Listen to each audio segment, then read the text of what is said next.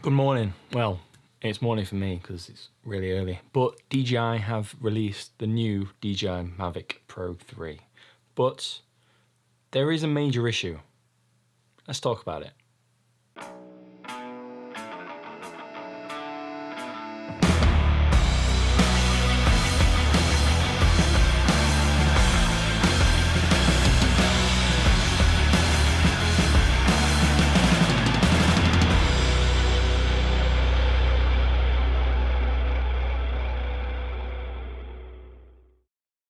So in the middle of the night, last night, even though this is probably going to be a few days time when I actually post this video, DJI released the new DJI Mavic Pro 3.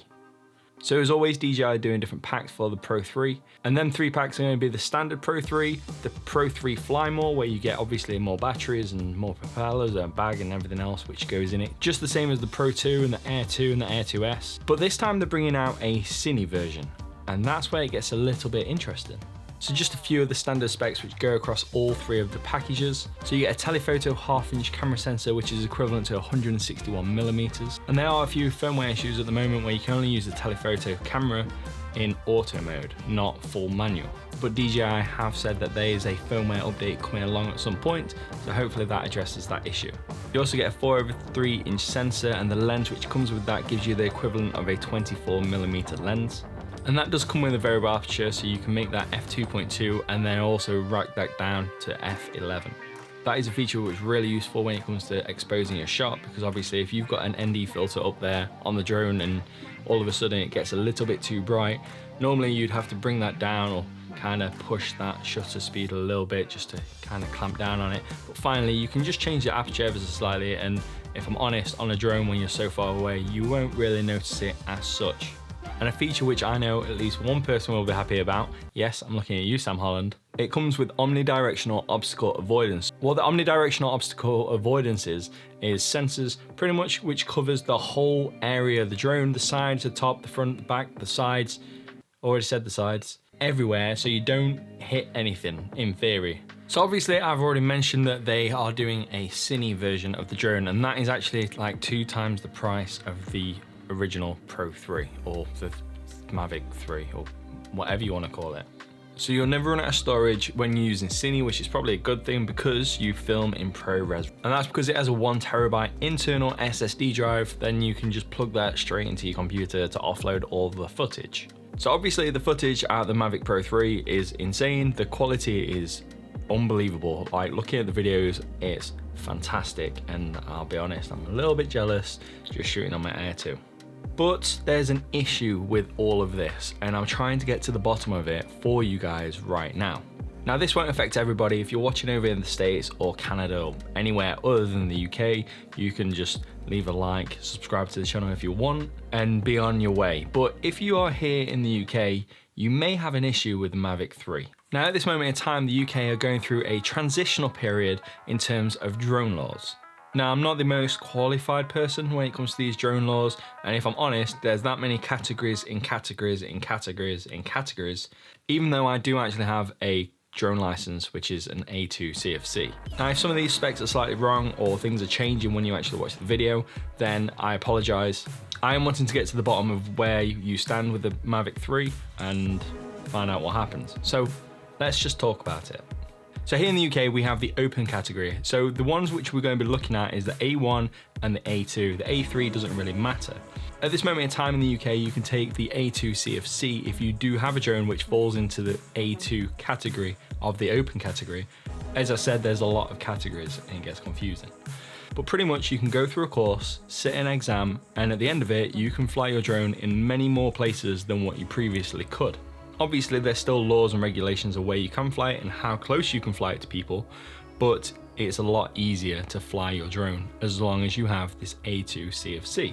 Unfortunately, at the end of next year in December 2022, so pretty much the 1st of January 2023, this law changes. And when I say that changes, what I mean is the drone itself has to have a stamp on it to say which category it falls under, whether that's A2, A1, A3, anything you want.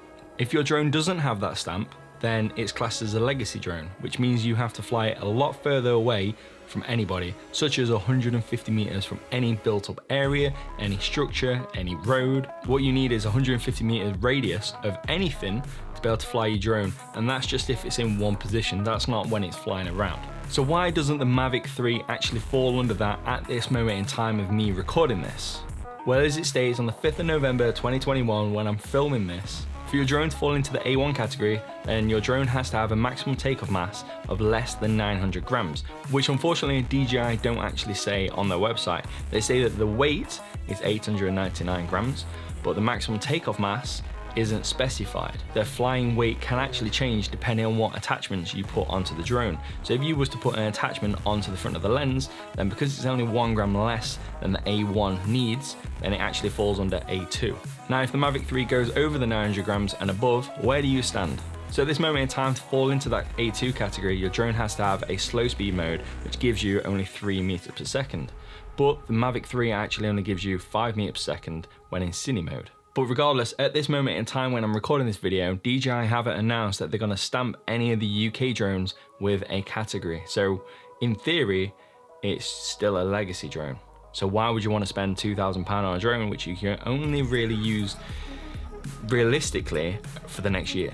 So what I decided to do is reach out to DJI and just ask pretty much and find out whether they are aware of this and is something going to be done about it for the UK market.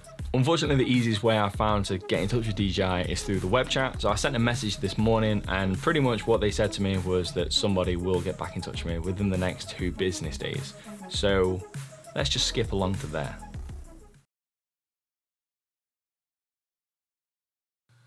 Hello, I'm back and I've got information for you all. So I sent a message to DJI on their live chat and they said that they would email me back, but it could take a few business days. Well, we haven't got time for that. So I reached out on Twitter and just tweeted them. And I said, DJI Global, what class does the Mavic 3 fall under in the UK? As weight and maximum takeoff mass is 2 different things, and it doesn't go as slow as 3 meters per second. And to be fair, they responded to me quite quickly and they said, hi there, the standards for drone class identification labels have not been finalized yet. As of today, the notified bodies that are necessary to provide class identification labels have not yet been appointed by authorities in any EU state. Once class identification standards have been confirmed by the regulatory authorities, notified bodies are in place to test them, and a procedure for retroactive class identification has been confirmed by regulatory authorities. We will consider next steps. That didn't really answer any of my question. Like, I can understand that they don't know where they are with it and things are a little bit up in the air at this moment in time, but surely they'd have some kind of plan to give their UK customers. So I just reached out again, wanted a simple yes or no. So I reached out again and said, okay, that's understandable. Can you confirm that all Mavic 3 drones sold before and after confirmed regulations will have the same class? Early buyers of the drone won't encounter any problems. Because obviously, if the classification comes out in, let's say, April next year, then anyone who buys a drone before then from DJI, like a Mavic 3, then are they going to run into problems? Are they not actually going to fall into a class because the regulations state that the drone itself has to be stamped by the manufacturer to say what class it is? And they responded once again fairly quickly and said, we are aware that the current situation has led to many uncertainties amongst users when it comes to the compliance of DJI drones with the new European drone regulations and class identification labels. Rest assured, this issue is of the utmost importance to us, and we hope to resolve this as quickly and as feasibly as possible, as replied above. Once class identification standards have been confirmed, blah, blah, blah, same as before. So I can understand where DJI is coming from. If the rules aren't set in stone, then they can't turn around and say, yes, this is what we're gonna do. So where does that leave people like myself and you guys who's actually wanting to buy a DJI Mavic 3? Well, if I'm honest, I don't really know. Obviously, you can go out and buy a Mavic 3, but in the next year or so, the regulations will definitely change. And at this moment in time, the Mavic 3 doesn't meet the regulation requirements.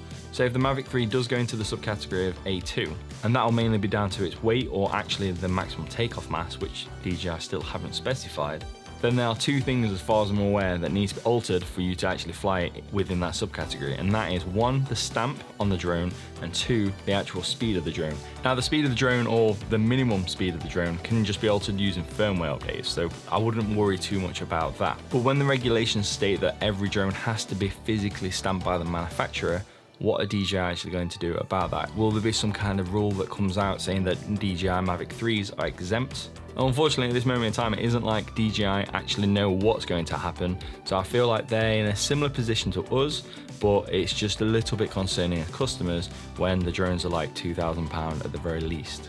So to any of you here in the UK watching who actually wants to buy a Mavic 3, will you be buying a Mavic 3 sooner, or will you actually wait for the regulations to be confirmed and for DJI to make their response to see whether we are actually legally allowed to fly them as of 2023?